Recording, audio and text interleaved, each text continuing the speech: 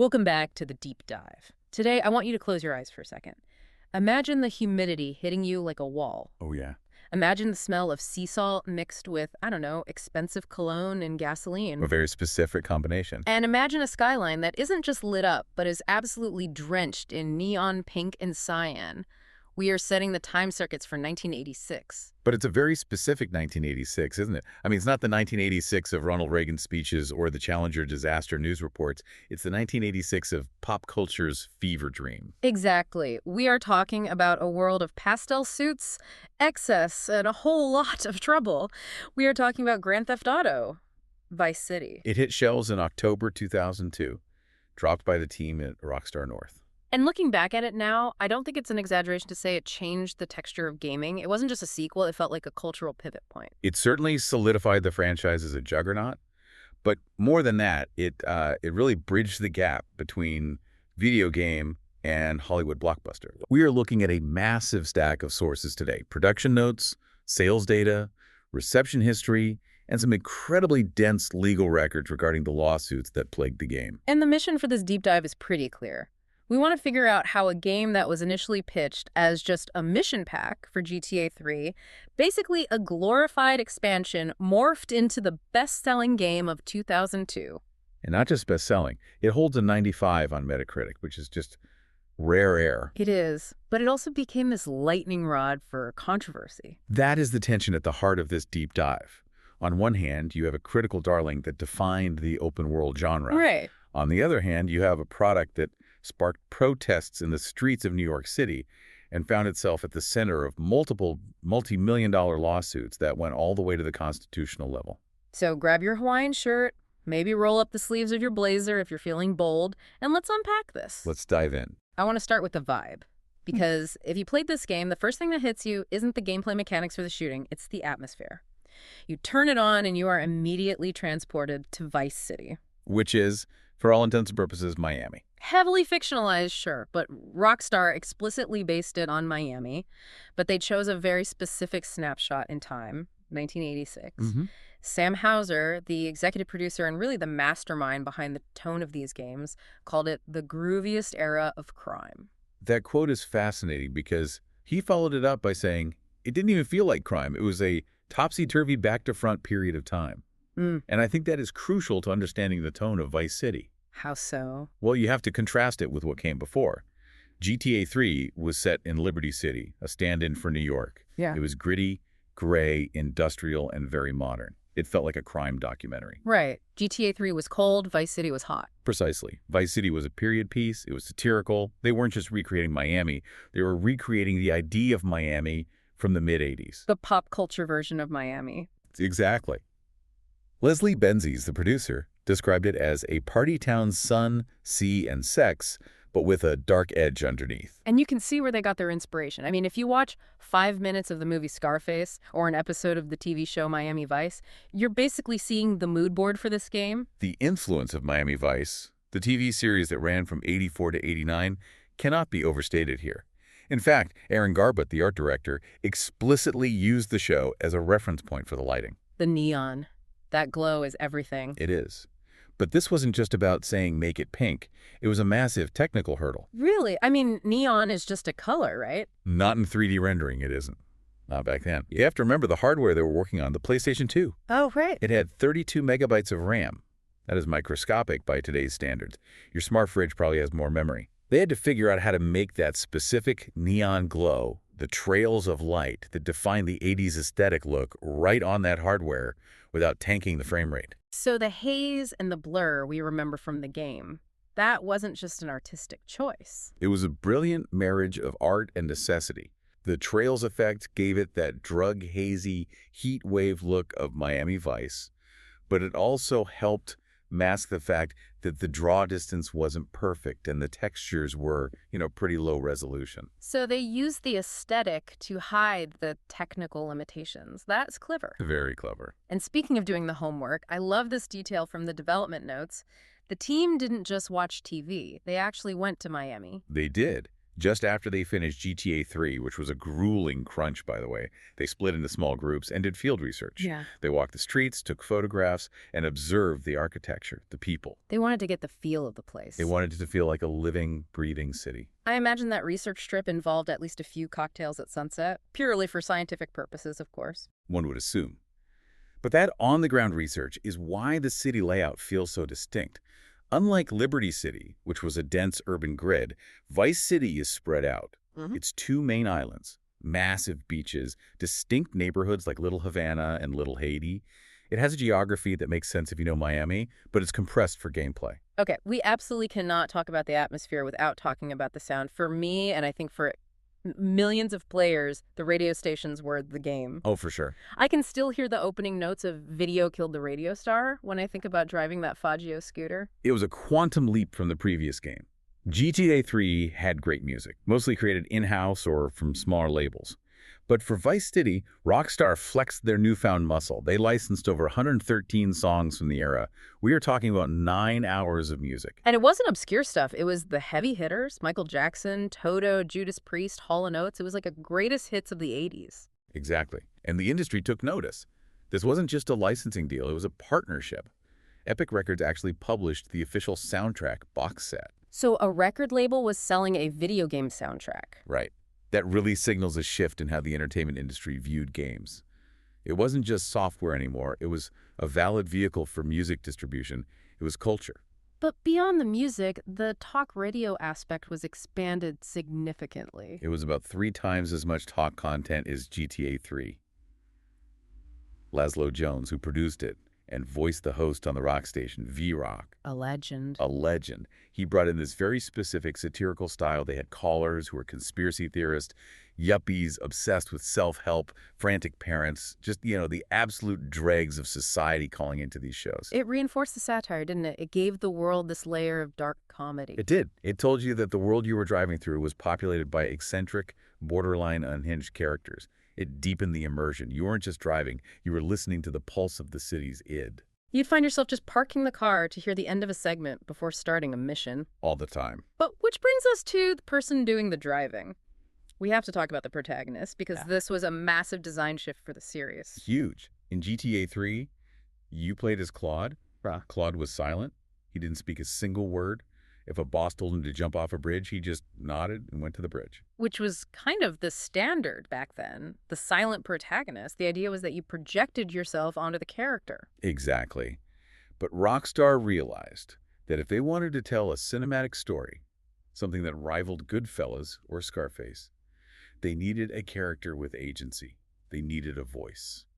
Enter Tommy Vercetti. And they didn't just hire a voice actor. They hired Ray Liotta. A Hollywood heavyweight. I mean, the guy from Goodfellas. Casting Ray Liotta was a statement of intent. It signaled that Rockstar wanted cinematic legitimacy. They were saying, we are playing in the same sandbox as Martin Scorsese now. But reading through the production notes, it sounds like that collision of worlds wasn't exactly smooth. No, it wasn't. There was a lot of friction. You have to remember, in 2002, acting in a video game was seen as a step down for a movie star. It wasn't prestigious yet. So Liotta maybe had a bit of an attitude about it. According to Sam Hauser, in some recording sessions, Liotta was really into it. But in others, he was very dark and couldn't work. Director Navid Kansari also noted he was occasionally difficult to work with. I read somewhere that Liotta insisted on seeing the scenes he was acting in, but, I mean, the game wasn't built yet. Right. How do you show him a scene that only exists as code?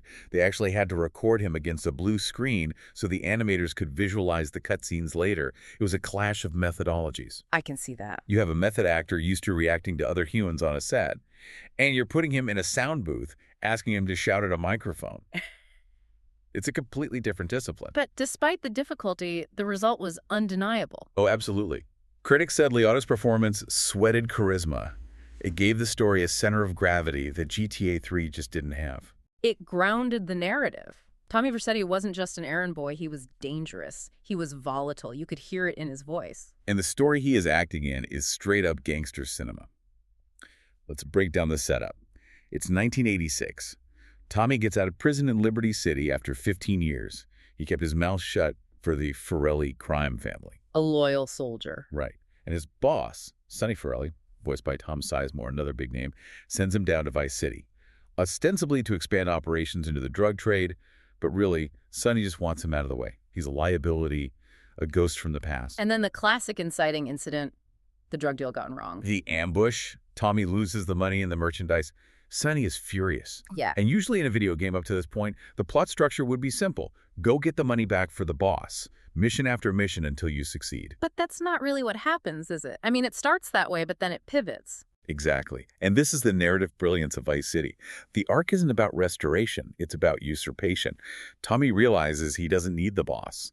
He stops working for people and starts working for himself. Yeah. It's the shift from henchman to kingpin. He builds this crew of misfits around him. You've got Ken Rosenberg, the neurotic, cocaine-addled lawyer. Who is basically Sean Penn's character from Carlito's Way, and a wonderful performance by Bill Fichtner. Absolutely. And you've got Lance Vance, the smooth talker in the white suit who lost his brother in that ambush at the beginning. That relationship with Lance Vance is key. It was intended to mimic the Crockett and Tubbs dynamic from Miami Vice Partners Against the World. They have that initial bond. But because this is a tragedy, or at least a crime drama, it ends in betrayal. Of course it does. Lance selling Tommy out to Sonny is one of the big emotional beats of the game.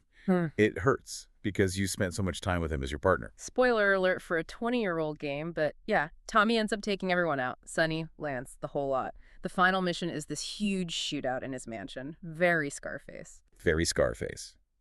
By the end, he's the undisputed ruler of the city, he's standing over the bodies of his enemies, and he's finally on top. And that narrative arc rising to become the ruler is perfectly mirrored in the gameplay mechanics. This is where the game design really supported the story in a way that was pretty new at the time. It's one of the best examples of ludonarrative harmony, before that term was even really a thing. So let's talk gameplay, because they added some things that seem basic now, but were huge then. First off, motorcycles. It sounds trivial, doesn't it? They added bikes. But from a physics engine perspective, that was a nightmare. GTA 3 didn't have them because 4 wheels are stable.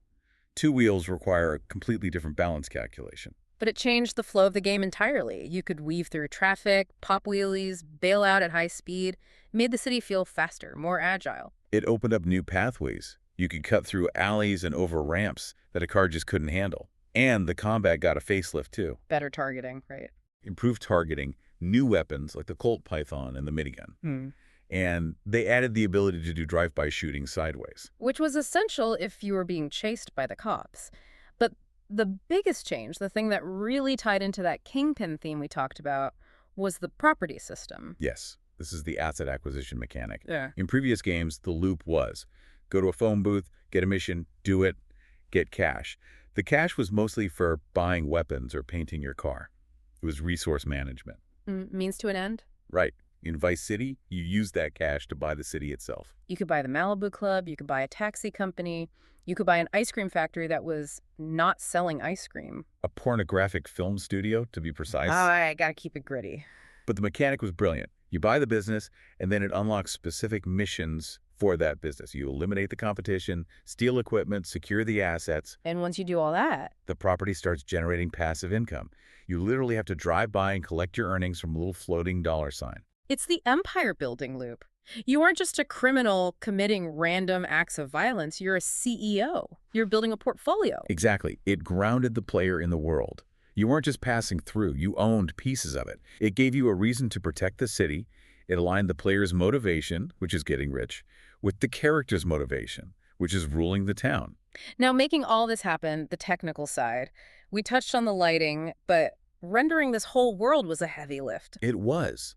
They used the Renderware engine. Now, for the listeners who aren't tech-savvy, Renderware was a middleware engine used by a lot of games back then. It was great at rendering blocks, which is why it works so well for Liberty City, which is basically New York. The big grid. A big grid. But Miami is curves, it's Art Deco, it's palm trees. It's not a blocky city. So the engine itself was fighting against the art style? In a way, yes. They had to really push it. They had 110 unique pedestrian models using skins to make them look realistic, plus about 50 story characters. They mixed motion capture with stop-motion animation. Wait, stop motion? Like Wallace and Gromit? Sort of. Not clay, obviously, but stop motion. In this context, refers to hand-keyed animation frames versus interpolated motion capture. It's a more deliberate, frame-by-frame process. And what's the effect of that? It gave the characters a specific arcade snap. It's why the movement in Vice City feels sharp and immediate, rather than the slightly sluggish, realistic ragdoll physics we have in modern games. It feels responsive. But they pushed the hardware to the absolute limit. Oh, they broke the limit. Reviews at the time, even the glowing ones, noted frame rate drops. When things got chaotic, police helicopters, explosions, multiple gangs fighting, the PlayStation 2 would struggle to keep up. It was chugging. But nobody cared. Nobody cared because the experience was so compelling. You were willing to forgive a few dropped frames for the sheer joy of it all. Now here is where my brain breaks a little bit. We are talking about a massive open world, celebrity voice casting, a new physics engine for bikes, hours of audio. How long do you think they spent making it? Well, looking at modern standards, a game like GTA V or Red Dead Redemption 2 takes 7, maybe 8 years. Right. A huge portion of a decade. So Vice City. 3 years. 4. 9 months. No, that can't be right. 9 months. From the start of full production to shipping. 9 months. That sounds physically impossible. How do you even manage the asset pipeline for that? That's not a development cycle, that's a pregnancy. It borders on impossible. Full production started in late 2001, right as GTA V was finishing, and they shipped in October 2002. Talk about crunch. The team must have been living at the office. The crunch must have been astronomical. But you also have to remember the scope initially. As we said at the top, it was discussed as a mission pack for GTA 3, just some new weapons, new cars, new missions in the same city. So it was going to be DLC before DLC was really a thing. Essentially. Yeah. But once they started modeling the 80s assets and saw the potential of the setting, the teams, specifically the leadership at Rockstar North in Scotland, realized, no, this is a standalone game. They just decided to make a whole new game instead of an expansion. They pivoted hard. They reused the engine, they reused some code, but they built an entirely new world on top of it in less than a year. And a very profitable one. What did it cost to make? The budget figures are fascinating. The development budget was about $5 million. Which is practically indie budget territory today. I mean, it's nothing. Nothing. But the marketing budget, $13.2 million. Wow. So they spent more than double on hype than they did on actually making the game? That tells you everything about the machine Rockstar was building.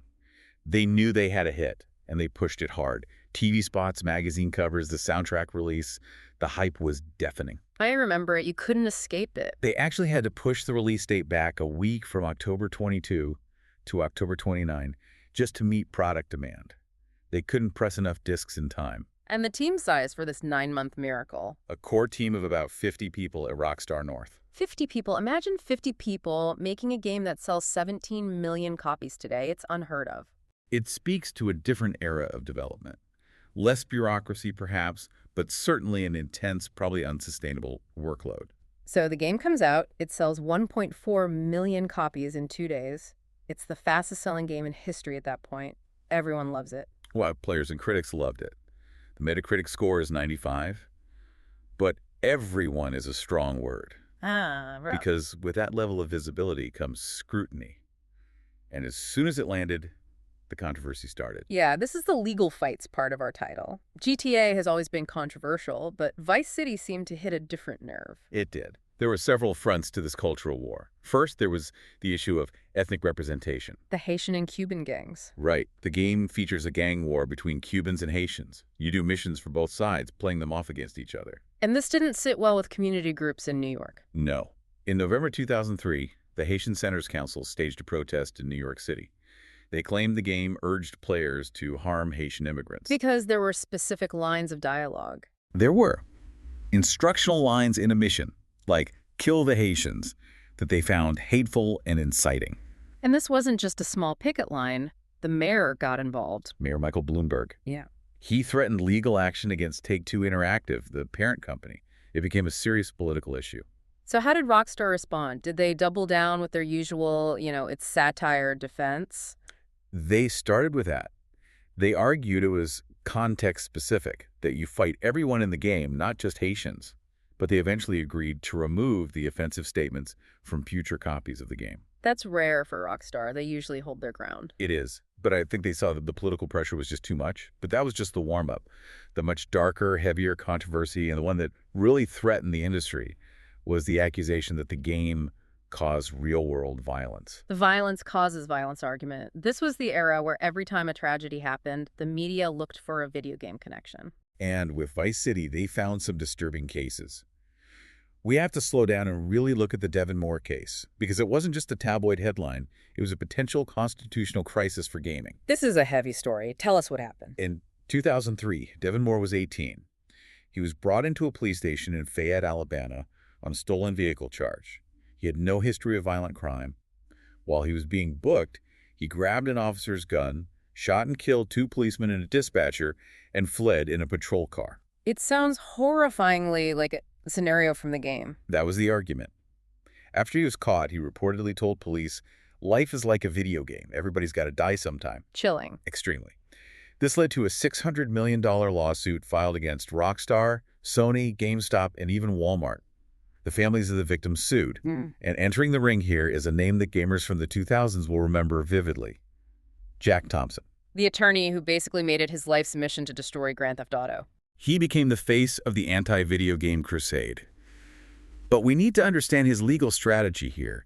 It was very clever in a very dangerous way. He wasn't just suing for negligence. He was suing on the basis of product liability. Product liability. Like, if a toaster explodes or a car has a bad brake line? Exactly. Thompson argued that Vice City wasn't speech protected by the First Amendment. He argued it was a defective product.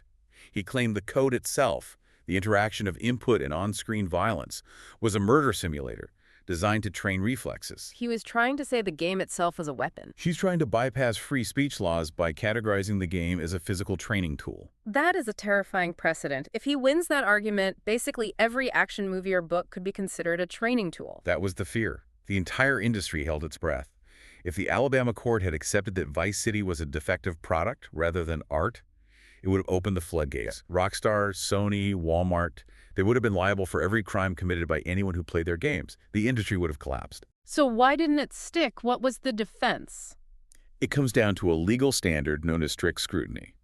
The courts eventually ruled that video games are expressive speech, like books or films. Right. To ban or penalize them, the state needs a compelling interest. And Thompson couldn't prove scientifically that playing the game caused the behavior.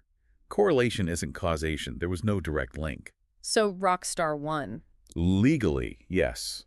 In the Moore case, the First Amendment protection held strong. A similar case involving Cody Posey in New Mexico was dismissed because the state had no jurisdiction over the companies. And Jack Thompson, well, his conduct in these trials eventually led to him being disbarred. He was removed from the Moore case for unprofessional conduct, right? Yes. But even though Rockstar won in court, these cases fueled a decade-long moral panic. It framed the conversation around gaming for a generation of parents. It forced Rockstar to become very defensive, very litigious about its image. There was also a lighter, weirder lawsuit, wasn't there? The one involving the psychic? Ah, yes. The Auntie Poulet case. There is a character in the game, a Haitian matriarch named Auntie Poulet. She was voiced by Uri Harris. Better known to the world as Miss Cleo, Call Me Now. Exactly. Years later, in July 2017, so we're talking 15 years after the game came out, the Psychic Readers Network sued Rockstar.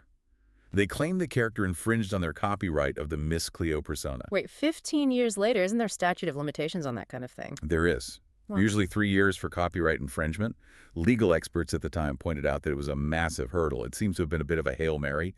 But it just goes to show how long the tail of this game is. It was generating legal headlines nearly 2 decades after release. So let's talk about that legacy. Because despite the lawsuits, despite the controversy, the game was a monster hit. An absolute monster. It sold 17.5 million copies globally as of 2008. Is a best-selling game of 2002. It earned a Diamond Award in the UK for over 1 million sales. It was a phenomenon. And it's been ported to everything. Xbox, PC, Mac, mobile. I remember playing it on my iPad and thinking, this is the whole game on a slab of glass. It was mind-blowing. It has incredible staying power, but that legacy has had some bumps in the road recently. You're talking about the definitive edition. 2021, Rockstar released remastered versions of GTA 3, Vice City, and San Andreas, and it didn't go well. That is putting it mildly. It was buggy, the art style looked weirdly plastic, the characters looked like cartoons. The rain effect was so bad it was practically unplayable. A lot of the environmental charm, that haze we talked about earlier, was stripped away by AI upscaling algorithms that didn't understand the artistic intent. It looked clean, but it lost its soul. And to add insult to injury, they removed the original versions from digital stores to force people to buy the new one. There was a massive backlash, a huge outcry from the community. They eventually restored the originals to the Rockstar store, but it damaged the brand's reputation for perfectionism. It felt like a cash grab. But the fans haven't given up on the game. In fact, the fans are working harder than the developers in some cases. This is a fascinating subplot.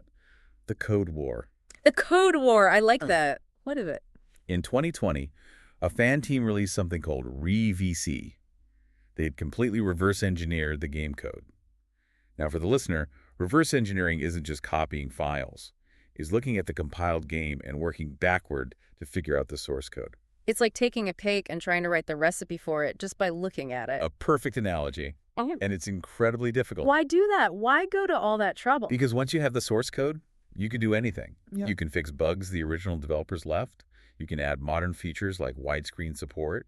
You can port it to platforms it was never meant for, like the Nintendo Switch or Wii U. Yeah. It's about preservation. And Take-Two, the publisher, was totally cool with that, right? High fives all around. Hard no. Take-Two issued DMCA takedowns. The fans actually filed counter notices, claiming fair use for preservation and interoperability.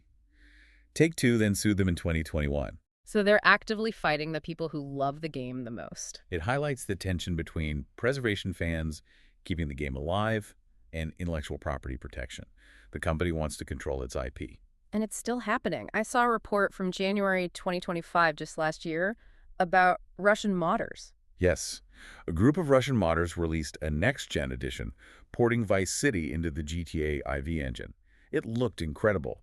Modern physics, lighting, everything. And Take-Two's reaction. Take-Two struck it down, deleted the trailer, deleted the YouTube channel. But there's a geopolitical twist there. There is. Due to sanctions and the legal landscape following the invasion of Ukraine, enforcing copyright against Russian entities is complicated. The lawyers can send letters, but they can't exactly walk into a Moscow court and demand an injunction right now, so the mod might survive simply because of the geopolitical friction. It's wild that a game from 2002 is part of a geopolitical copyright standoff in 2025. It speaks to the love people have for this setting. They don't just want to play a game, they want to inhabit that world. And they're going to get to do it again soon. Grand Theft Auto: The Sixth is scheduled for 2026, and we know it's returning to a modern version of Vice City. Which brings it full circle. The fact that they are returning to the setting proves that Vice City wasn't just a sequel. It was a place that captured the imagination of millions. It's the spiritual home of the franchise. So as we wrap up this deep dive, how do we summarize Vice City? What was its ultimate impact? I think Vice City was the moment video games grew up and moved out of the basement. It proved you could have Hollywood acting, radio-quality soundtracks, and complex adult narratives all in one package. It was a cultural pivot point. It was the moment games became cool, like culturally relevant to people who didn't play games. Precisely. But here is a provocative thought to leave you with. Hit me. We talked about the gameplay loop moving from a street thug to a business owner, acquiring assets, building an empire. You stop being a criminal and start being the institution. Right. You become the man. You go from knocking over the bank to owning the bank. Does that shift from rebel to CEO mirror the trajectory of the Grand Theft Auto franchise itself?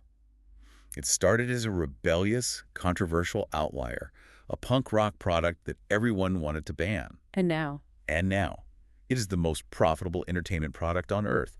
It is the establishment. It's the institution. Rockstar became the Tommy Vercetti of the gaming industry. They own the town now. And just like Tommy, they took out all the competition along the way. That is a fascinating way to look at it. From 1986 to 2026, the empire stands. Thank you so much for taking this ride back to the 80s with us. My pleasure. Just remember to wear your seatbelt. Always. Thanks for listening to The Deep Dive. Catch you next time.